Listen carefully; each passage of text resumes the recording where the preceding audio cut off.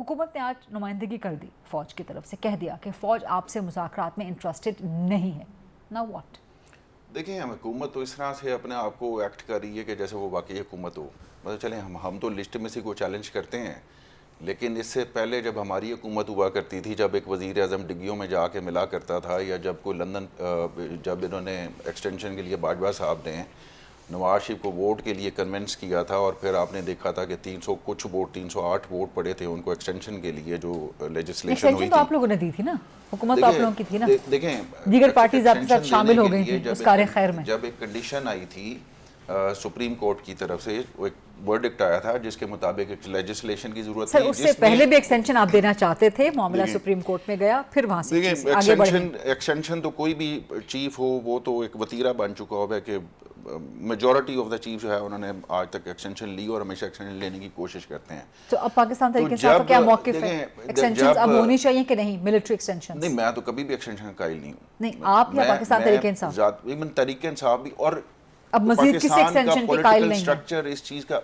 دیکھیں، جو نیکسٹ آنے والا ہوتا ہے وہ بھی اتنا ہی کوالیفائڈ ہوتا ہے، وہ اس کو بھی موقع ملنا چاہیے، لیکن غیر ضروری حالات میں یا کسی جنگی صورتحال میں. لیکن میں دیکھیں، میں اگین آپ سے کہہ رہا ہوں کہ اس طرح سے ایکٹ کر رہے ہیں کہ جیسے کل تک جو آپ کے بیک ڈور وہ ہوا کرتے تھے، یا جب یہ ہمارے خلاف سازش ہو رہی تھی اور جب آپ کی ملٹری کے ساتھ انگیجمنٹ چل رہی تھی، تو جب ہم آپ لوگ اعتراض کرتے تھے کہ اپوزیشن کا کام ہی نہیں ہے. نہیں ہے، بالکل نہیں ہے، بالکل نہیں ہے. تو آج آپ اپوزیشن میں ہیں، آپ کا کیا کام ہے مذاکرات کرنے کا؟ جب ہم نے نیوٹرل ہونے کا، اور وہ نیوٹرل ہونے کی وجہ یہ تھی کہ ظاہری بات ہے کہ جب اس وقت ہمارا کولیشن گورنمنٹ تھی، وہ اس کی وجوہات ہیں کہ ہمیں کیوں ان کی ضرورت پڑتی تھی.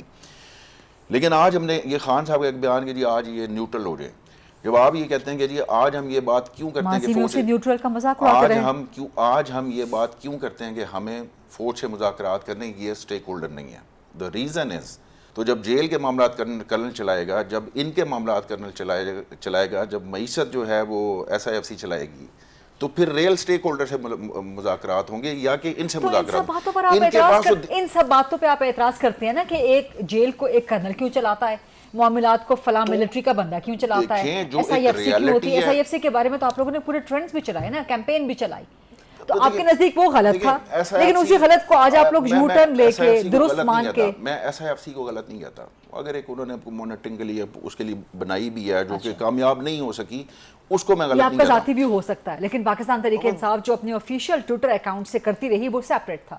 دیکھیں وہ سب چیزوں سے دو رائے ہو سکتی ہے ٹرن لے کے کہہ رہے ہیں کہ جی بالکل ٹھیک ہے، اب ہمیں. اچھا چلے آپ یہ بتائیں کہ جی کس سے مذاکرات ہونے چاہیے؟ کیا اس رپورٹ کے بعد ان سے ہو سکتے ہیں؟ یہ رپورٹ ہے نواز شریف کی پتن، سرور باری صاحب موجود ہیں ہمارے ساتھ. یہ رپورٹ آپ کو بتائیں گے کہ یہ انتہائی شرمندگی کی بات ہے کہ جس رات 8 فروری کی رات کو شرمندگی سے ڈوب بننا چاہیے تھا نواز شریف کو، جو اس رپورٹ کے بعد اس وقت وہ اپنے ماڈل ٹاؤن والے گھر میں باہر آ کے گیلری میں 200 لوگوں کو دے کے کہہ رہے ہیں کہ آپ کی آنکھوں کی چمک بتا رہی ہے کہ جی آپ نے مجھے مینڈ دیا، آپ کی آنکھوں کی چمک، اور وکٹری اسپیچ کر کے وہ شاباش کو بھیجے